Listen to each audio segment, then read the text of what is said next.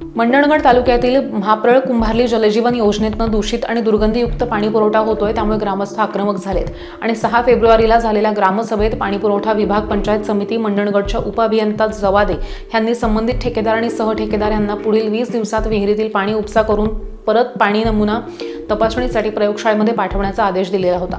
पण ही मुदत संपत आली आहे आणि अजूनही आदेशाचं पालन ठेकेदार आणि सहठेकेदारांनी केलेलं नसल्यानं ग्रामस्थांमध्ये संतापाची लाट उसळली आहे आणि पुढील टंचाई काळामध्ये भीषण पाणी टंचाई निर्माण होणार आहे आणि ह्याकडे प्रशासनानं ठेकेदार आणि सहठेकेदार यांच्या विरोधात कठोर पावलं उचलावीत आणि पाण्याची योग्य उपलब्धता करून द्यावी, अन्यथा पुढील काळात पंचायत समिती मंडणगड पाणीपुरवठा विभागाविरोधात मोठं जन आंदोलन करण्यात येईल, असा सूचक इशारा कुंभारली मुंबई मंडळ अध्यक्ष राकेश महाप्रळकर यांनी दिला आहे।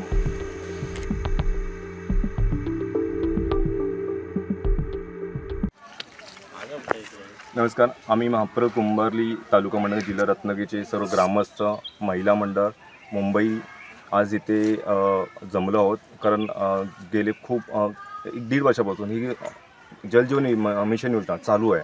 त्या संदर्भात आम्ही वारंवार ग्रामपंचायत, त्याच्यानंतर पंचायत समिती, रत्नागिरी जिल्हा अनेक ठिकाणी पत्रव्यवहार केलेला आहे। कारण या विहिरीचं पाणी जे आहे ते दुर्गंधयुक्त पाणी पिण्यायोग्य नाही, याची वारंवार आम्ही पत्रव्यवहार पंचायत समिती, जिल्हा रत्नागिरी जिल्हा जे जलजीवन मिशन आहे या विभागाशी आम्ही अंतर्गत सर्वांशी पत्रव्यवहार केलेला आहे। तरीसुद्धा अजूनपर्यंत कोणतीही याच्यावरती कारवाई झालेली नाही। या संदर्भात ग्रामपंचायत महाप्रळ लोकोरवन इथे आमची 6 फेब्रुवारी 2025ला ग्रामसभा झाली होती।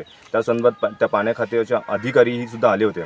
त्यांनी संबंधित ठेकेदार त्यांना या विहिरीचा पाण्याचा उपसा करून पुन्हा या पाण्याचा रिपोर्ट करावा हे पुढील 8 दिवसात त्यांनी त्यांना सांगितलं होतं। तरीसुद्धा आज 20 दिवस होऊनसुद्धा या विहिरीचा उपसा केलेला नाही आहे, कोणतीही तशी कारवाई झालेली दिसत नाही। आज पुढे मार्च महिना, एप्रिल महिना, मेमध्ये आज आमच्या इथे पाण्याची टंचाई एवढी येते की 2 या 3 दिवसांनी आम्हाला पाणी मिळतं। आज महिलासुद्धा खूप मोठ्या प्रमाणात इथे जमल्या आहेत, कारण त्यांनाही पाण्याची टंचाई खूप मोठ्या प्रमाणात भासवत आहे। कपडे धुण्यासाठी, इतर छोट्या अंघोळी पाण्यासाठी आम्हाला नदीवरच्या दुसऱ्या गावच्या विहिरीच्या ह्याच्यावरती आम्हाला अवलंबून राहावं लागतं। आज पाणी एवढं अशुद्ध आहे, पाणी हिरवंगार म्हणजे खूप पाणी पिण्यायोग्य नाही आहे पूर्णपणे। ही वारंवार आम्ही तक्रार केली, प्रत्येक विभागाला पत्राद्वारे केलेली, तरीसुद्धा कोणतीही कारवाई इथे झालेली नाही आहे। आज पुढचे 3 महिने ही खूप मोठी टंचाईयुक्त आम्हाला भासणार आहे। तर शासनाने ह्याच्यावरती लवकर कारवाई करावी आणि आम्हाला पिण्यायोग्य पाणी हे आम्हाला मिळावं, हीच आमची सर्व ग्रामस्थांची विनंती आहे। तसंच काही पुढच्या 20 या 25 दिवसात नाही, पुढे 15 दिवसात नाही झाले तर आम्ही मंडणगड पंचायत समिती इथे आम्ही ठिय्या आंदोलन करणार, सर्व मताने आम्ही ठिय्या आंदोलन करणार आहोत। तरीसुद्धा सरकारने याची दखल घ्यावी, हीच आमची सर्व ग्रामस्थांची विनंती आहे। नमस्कार, शासनाने आम्हाला पाणी दिलं आहे, पण तो पाणी आमच्या योग्य नाही आणि आमच्या डोक्यावरचा हंडा खाली उतरायला पाहिजे, म्हणून आम्ही एवढी खटपट करत आहोत।